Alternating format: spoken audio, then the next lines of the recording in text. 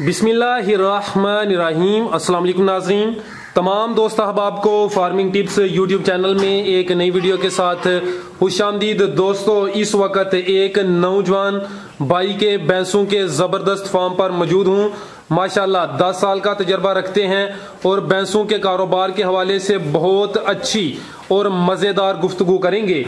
Video को मुकम्मल लाजमी देखें, इंशाअल्लाह अज़्ज़वजल फ़ायदा ज़रूर होगा। आज की इस वीडियो में इनके फार्म और भैंसों के कारोबार के हवाले से मुकम्मल तफसीलात हासिल की जाएंगी। अगर आपने अभी तक चैनल को सब्सक्राइब नहीं किया तो चैनल सब्सक्राइब कर लें और घंटी के बटन को लाजमी दबा दें। तो चलिए स्टार्ट करते हैं आज का अपना ये इंटरव्यू। अस्सलाम वालेकुम। वालेकुम सलाम भाईजान, की हाल है? शुक्र है अल्लाह भाई। सब तो पहले तो सर अपना तारफ करा दो, अपना ते अपने इलाके का नाम दस दियो। जी जनाब, साडे इलाके का नाम है धन्ने पिंड है साडा जी, ते सियालकोट साडा जड़ा ना इलाका जी। ते भाई तुहाडा की नाम है? साडा नाम मोहम्मद काशफ। माशाल्लाह। काशफ भाई, तुसी मज्जां किन्ने साल तो रखियां ने? सर साडी होश तो पहला दी वालद साहब ने रखियां ने ते 10 साल हो चले ने। साडा भी तजर्बा जड़ा ने इसे काम दे विच ही है। माशाल्लाह, तुसी हले जवान हो, 10 साल दा तजर्बा है। हां जी। ते तुसी ये काम नू कैसा पाया है? ये काम आसान है कि मुश्किल है? सर काम मुश्किल ते बहुत, बहरहाल करने वाले वास्ते जड़ा ना आसान ही है। जड़ा बंदा हिम्मत वाला होएगा, ठीक है, दिल रख के काम करेगा ना, वो जड़ा ना काम ओदे वास्ते आसान ही है। ठीक है, तुसी ये काम तो मुतमिन हो? जी भाई, पूरे मुतमिन ने। माशाल्लाह। तुसी जड़ियां मज्जां रखियां ने केड़ी नस्ल दियां रखियां ने? भाई यहाँ कुछ नीली दियां मज्जां रखियां जे, कुछ जनाब साहीवाल दियां, ठीक है, 2 नस्लां रखियां ने। ज्यादा नीली दियां ने साडे को मज्जां। ठीक है, नंबर 1 नीली है या साहीवाल है? नंबर 1 नीली है सर। नीली दी मज्ज किस इलाके चों खरीददे हो? नीली दी मज्ज मेन मंडियां च खरीदी दी है, नाल पिंड ने 2-4 उत्थों खरीदी दी है बस, और ज्यादा इलाके नहीं उधर खरीदे। ठीक है, जदों तुसी नीली दी मज्ज खरीदन जांदे हो, ओदी केड़ी खूबी केड़ी हसूसियत वेख के तुसी ओनू खरीददे हो? सर मज्ज चंगी होनी चाहिए, सोहनी होनी चाहिए, निक्के मूँह वाली मज्ज होनी चाहिए, ठीक है, बड़े मूँह नहीं होंगे उन्होंने, बरीक चमड़ी होंगी उन्होंने, सारे मेन पहचान उन्होंने बरीक चमड़ी, ठीक है, शाह काली होंगी, नीली नीली जड़ा ना बंदा देखने वाला जड़ा उन्होंने पता लग जाता है कि नीली दी। ठीक है, यानी कि तुसी नीली दी मज्ज नू तरजीह दिंदे हो? जी सर। ते केड़े सूबे वाली मज्ज बेहतर है, पहला, दूसरा, तीसरा?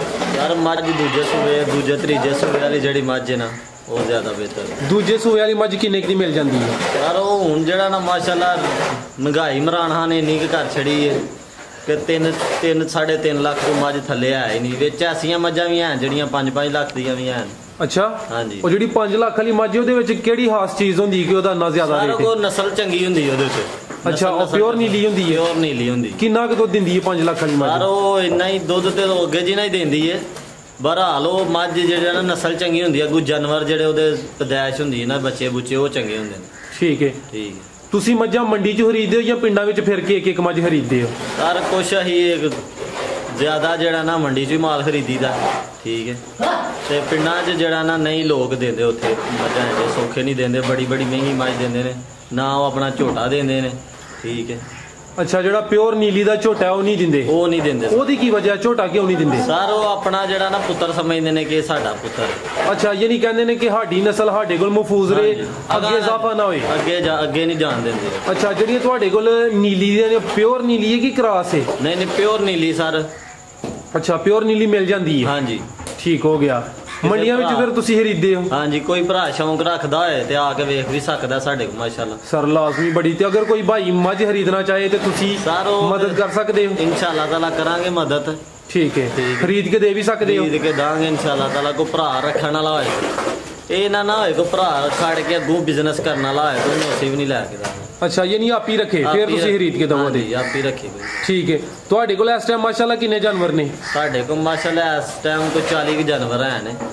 ठीक है। जड़ी सब तो चंगी मज्ज किन्ना दुध दे रही है रोजाना दा? साडे को विच 3-4 मज्जां ऐसियां ने कि वो 18-18 किलो 20-20 किलो वाली मज्ज है साडे माशाल्लाह। 18-20 किलो सीधा? हाँ जी। और नीली दी है या साहीवाल दी है? नीली दी सर।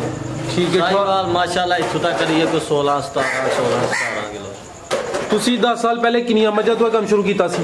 सर असां कीता ही माशाल्लाह जेड़ा ना कोई 20-22 मज्जां तो काम शुरू कीता है।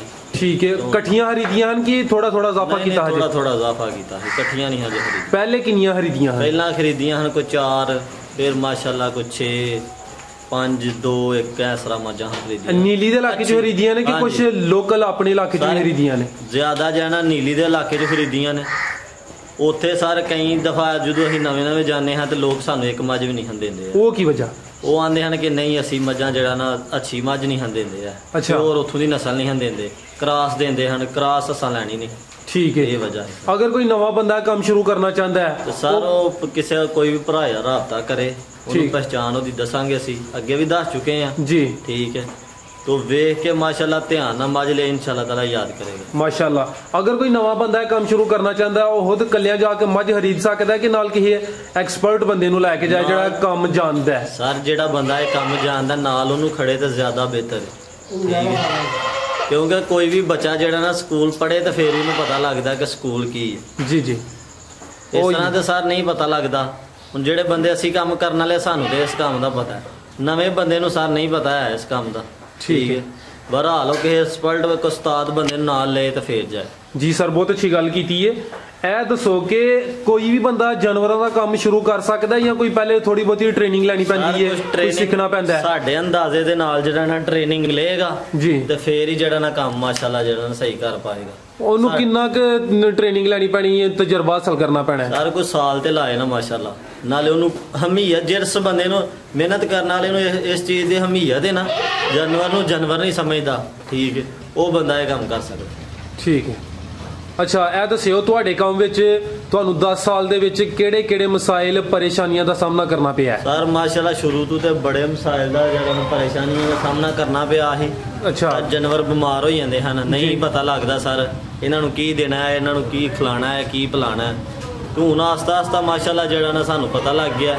ਠੀਕ ਹੈ, ਠੀਕ ਹੈ, ਹੁਣ ਤੁਸੀਂ ਮਸਾਇਲ ਤੇ ਕਾਬੂ ਪਾ ਲਿਆ? इंशाअल्लाह ताला सर ਹੁਣ ਅਸੀਂ ਪੂਰਾ ਮਸਾਇਲ ਤੇ ਕਾਬੂ ਪਾ ਲਿਆ। ਠੀਕ ਹੋ ਗਿਆ ਭਾਈ। ਇਹ ਦੱਸਿਓ ਮਾਸ਼ਾਅੱਲਾ ਤੁਹਾਡੇ ਕੋਲ 40 ਜਾਨਵਰ ਨੇ, 40 ਜਾਨਵਰਾਂ ਵਾਸਤੇ ਕਿੰਨੇ ਕਿੱਲੇ ਪੱਠੇ ਕਾਸ਼ਤ ਕੀਤੇ ਜੇ? ਸਰ ਅਸਾਂ ਕੀਤੇ ਜੇ 10 ਕਿੱਲੇ। ਜ਼ਮੀਨ ਆਪਣੀ ਹੈ ਕਿ ਠੇਕੇ ਤੇ ਲਈ? ਸਰ ਆਪਣੀ ਹੈ ਮਾਸ਼ਾਅੱਲਾ। 10 ਕਿੱਲੇ ਆਪਣੀ ਹੈ? ਹਾਂਜੀ। 40 ਜਾਨਵਰਾਂ ਵਾਸਤੇ 10 ਕਿੱਲੇ ਕਾਫੀ ਹੈ? ਬਹੁਤ ਹੈ ਮਾਸ਼ਾਅੱਲਾ। ਕਰਨ ਵਾਲਾ ਬੰਦਾ ਜਿਹੜਾ ਟਾਈਮ ਨਾਲ ਫਸਲ ਬੀਜਦਾ, ਟਾਈਮ ਨਾਲ ਵੱਢ ਕੇ ਅੱਗੂ ਫੇਰ ਬੀਜਦਾ, ਉਹਦੇ ਵਾਸਤੇ ਜਿਹੜਾ 10 ਕਿੱਲੇ ਬਹੁਤ ਹੈ। ਤੁਸੀਂ ਆਪਣੇ ਜਾਨਵਰਾਂ ਨੂੰ ਰੋਜ਼ਾਨਾ ਖੁਰਾਕ ਦੇ ਵਿੱਚ ਕੀ ਖਿਲਾਉਂਦੇ ਪਿਲਾਉਂਦੇ ਹੋ?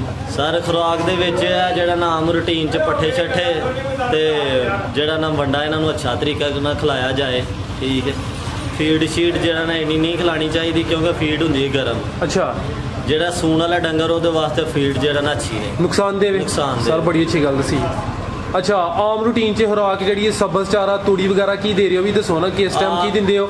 ਸਵੇਰ, ਦੁਪਹਿਰ, ਸ਼ਾਮ ਤੇ ਚੁਆਈ ਦਾ ਵਕਤ ਵੀ ਦੱਸੋ। ਸਰ ਚੁਆਈ ਦੇ ਵਕਤ ਜਿਹੜਾ ਨਾ ਇਹਨਾਂ ਨੂੰ ਪਹਾੜਾ ਕਰਕੇ ਨਾ ਤੂੜੀ ਦੇ ਉੱਤੇ ਸਰ ਵੰਡਾ ਪਾਇਆ ਜਾਏ ਨਾ ਤਾਂ ਮਾਸ਼ਾਅੱਲਾ ਮੱਝਾਂ ਜਿਹੜਾ ਨਾ ਖਾ ਕੇ ਤੇ ਸਰ ਬਹੁਤ ਜਿਹੜਾ ਨਾ ਅੱਛਾ ਰਿਜ਼ਲਟ ਦੇਣਗੀਆਂ। ਸਵੇਰ ਸਬਜ਼ ਚਾਰਾ ਕਿਸ ਟਾਈਮ ਪਾਉਂਦੇ ਹੋ? ਸਵੇਰ ਸਰ 6 ਵਜੇ ਤੋਂ ਲੈ ਕੇ ਨਾ ਜੀ ਤੇ 8 ਵਜੇ ਸਿੱਧਾ ਜਿਹੜਾ ਨਾ 2 ਘੰਟੇ ਚਾਰਾ ਖਾਇਆ ਜਾਏ। ਪਹਿਲਾਂ ਚੋ ਕੇ ਜੀ ਤੇ ਫੇਰ ਸਰ ਅੱਛਾ ਫੇਰ ਚੋ ਕੇ ਫੇਰ ਸਬਜ਼ ਚਾਰਾ ਪਾਣਾ? ਚੋ ਕੇ ਫੇਰ ਸਰ ਸਬਜ਼ ਚਾਰਾ ਨੀਰਾ ਪਾਉਂਦੇ ਹੋ ਕਿ ਵਿੱਚ ਤੂੜੀ ਮਿਕਸ ਕਰਦੇ ਹੋ? ਨਹੀਂ ਸਰ ਉਹ ਨੀਰਾ ਹੀ ਪਾਣਾ ਚਾਹੀਦਾ। ਠੀਕ ਹੈ, ਫਿਰ ਦੁਪਹਿਰੀ ਕੋਈ ਖਿਲਾਉਂਦੇ ਪਿਲਾਉਂਦੇ ਉਹਨਾਂ ਨੂੰ? ਦੁਪਹਿਰੀ ਸਾਰੇ ਇਹਨਾਂ ਨੂੰ ਪਾਣੀ ਡਾਇਆ ਜਾਏ। ਅੱਛਾ, ਸੁਬਾਹ ਵੀ ਡਾਇਆ ਜਾਏ, ਦੁਪਹਿਰੀ ਵੀ ਡਾਇਆ ਜਾਏ। ਠੀਕ ਹੈ, ਫਿਰ 3 ਵਜੇ ਜਿਹੜਾ ਨਾ 2 ਵਜੇ 2 ਵਜੇ ਤੋਂ ਲੈ ਕੇ ਫਿਰ ਜਿਹੜਾ ਨਾ ਸ਼ਾਮੀ 5 ਵਜੇ ਤੱਕ ਜਿਹੜਾ ਨਾ ਜੀ ਇਹ ਖਾ ਸਕਦੀਆਂ ਨੇ। ਫਿਰ ਸਬਜ਼ ਚਾਰਾ? ਇਹ ਸਬਜ਼ ਚਾਰਾ। ਤੇ ਰੋਜ਼ਾਨਾ ਦਾ ਇੱਕ ਜਾਨਵਰ ਨੂੰ ਕਿੰਨਾ ਵੰਡਾ ਖਿਲਾਉਂਦੇ ਹੋ?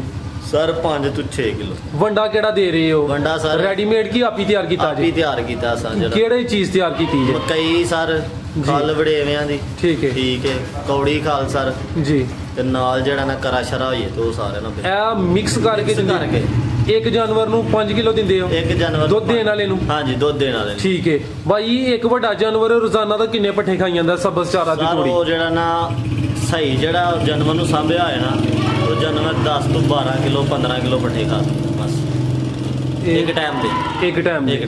ਠੀਕ ਹੈ, ਠੀਕ ਹੈ। ਅਗਰ ਸਹੀ ਸਾਂਭਿਆ ਹੋਇਆ। ਹਾਂਜੀ। ਸਬਜ਼ ਚਾਰਾ ਜ਼ਿਆਦਾ ਖਾਂਦੇ ਨਹੀਂ ਜਾਂ ਤੂੜੀ ਜ਼ਿਆਦਾ ਖਾਂਦੇ ਨੇ? ਸਬਜ਼ ਚਾਰਾ ਜ਼ਿਆਦਾ ਖਾਂਦੇ ਨੇ। ਠੀਕ ਹੈ, ਇਹ ਭਾਈ ਰੋਜ਼ਾਨਾ ਦਾ ਇੱਕ ਜਾਨਵਰ ਤੇ ਕਿੰਨਾ ਖਰਚਾ ਆਈ ਜਾਂਦਾ ਹੈ? ਸਾਡਾ ਸਾਰਾ ਹੀ ਕੋਈ 4 ਤੋਂ 500 400-500। ਜਿਹੜੇ ਬੰਦੇ ਦੇ ਪੱਠੇ ਮੁੱਲਦੇ ਹੁੰਦੇ ਉਹਦਾ ਖਰਚਾ ਜ਼ਿਆਦਾ ਹੈ। ਫਰਜ਼ ਕੀਤਾ ਇੱਕ ਬੰਦੇ ਦੀ ਜ਼ਮੀਨ ਆਪਣੀ ਨਹੀਂ, ਉਹਨੂੰ ਇਹ ਕੰਮ ਕਰਨਾ ਚਾਹੀਦਾ ਕਿ ਨਹੀਂ ਕਰਨਾ ਚਾਹੀਦਾ? ਸਰ ਉਹ ਕਰੇ। ਅੱਛਾ, ਮਿਹਨਤ ਵਾਲਾ ਬੰਦਾ ਹੈ, ਅੱਲਾ ਨੂੰ ਵੀ ਜਿਹੜਾ ਨਾ ਠੀਕ ਹੈ, ਉਹਦੀ ਬਚਤ ਘੱਟ ਹੋਈ ਦੀ ਫਿਰ ਵੈਸੇ? ਉਹਦੀ ਬਚਤ ਘੱਟ ਹੋਈ। ਠੀਕ ਹੋ ਗਿਆ। ਇਸ ਟਾਈਮ ਕਿੰਨੇ ਜਾਨਵਰ ਦੁੱਧ ਦੇ ਰਹੇ ਜੇ? ਸਰ ਇਸ ਟਾਈਮ ਸਾਡੇ ਜਿਹੜਾ ਨਾ ਮਾਸ਼ਾਅੱਲਾ 25 ਜਾਨਵਰ ਦੁੱਧ ਦੇ ਰਹੇ। ਮਾਸ਼ਾਅੱਲਾ 15 ਜਾਨਵਰ ਅੱਗੂ ਤਿਆਰ ਨੇ।